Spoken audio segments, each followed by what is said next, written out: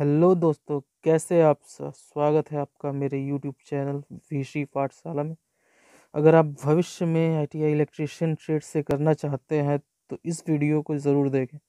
इस वीडियो में हम इलेक्ट्रीशियन से रिलेटेड आपको सारी जानकारी प्रदान करेंगे, जैसे कि इलेक्ट्रीशियन कहते हैं किसे हैं, यह कोर्स कितने साल का होता है, एलिजिबिलिटी कितनी है, प्राइवेट से करे या गवर्नमेंट से करे, सर्टिफिकेट एनसीवीटी का ले या एससीवीटी का, इसकी फ़ीस कितनी होती है, जॉब की अपॉर्चुनिटी क्या है।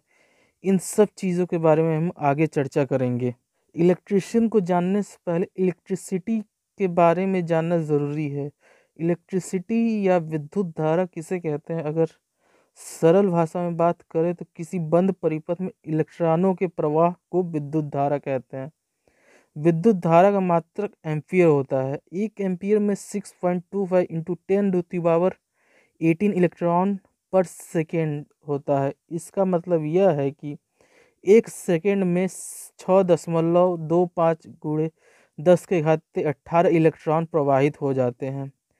अब चलिए इलेक्ट्रीशियन कहते किसे हैं उसके बारे में बात करते हैं। जो विद्युत से चलने वाले उपकरण का निर्माण, अनुरक्षण, मरम्मत करता है उसे इलेक्ट्रीशियन कहते हैं। यह कोर्स जो है 2 साल का होता है।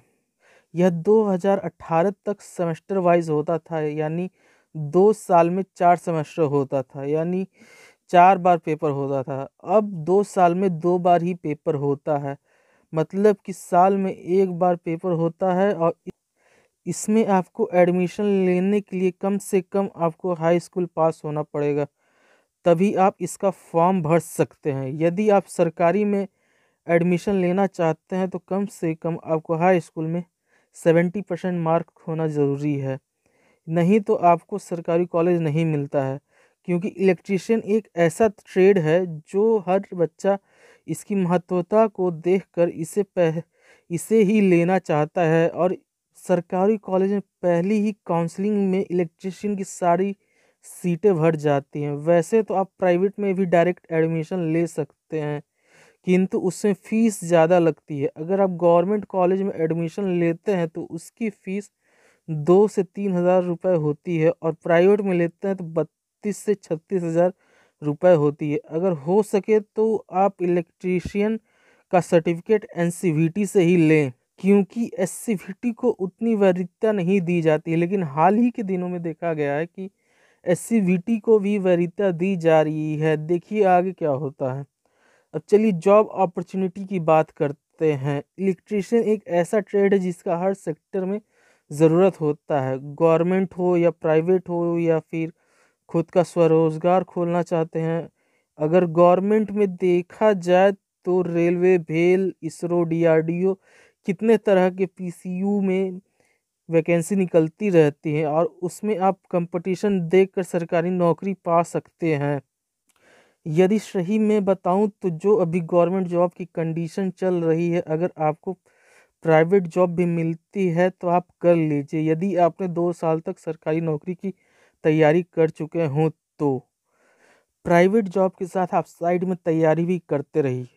अगर प्राइवेट जॉब की बात करें तो प्राइवेट में भी कोई भी कंपनी बिना इलेक्ट्रिशियन के काम नहीं करती है।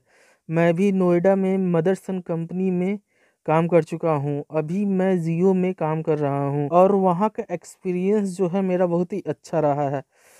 इसके बारे में विस्तृत चर्चा हम किसी और दिन करेंगे।